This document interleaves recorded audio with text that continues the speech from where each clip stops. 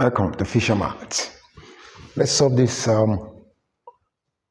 logarithms. Given that log a base 2 is equal to log 4 base 8, find a. Solution to that, we have log a base 2 equals to log 4 base 8.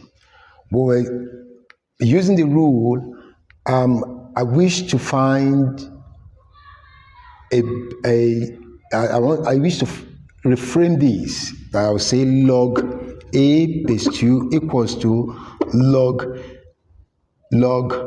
8 raised to power 2 over 3 base 8. It's the same thing as this. So it's the same thing as log 4 base 8. So at this point, I'm going to have log a base 2 equals to 2 over 3 log 8 base 8. This is one of the rules of logarithms, and the power will come to be as a coefficient of the log.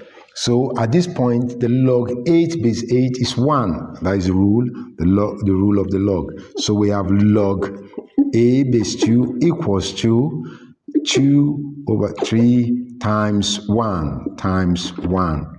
So this will give log base 2, log a base 2 equals to 2 over 3 multiply. Then use the change of base. Change of base will take this up. So we have a equals to 2 raised to power of 2 over 3.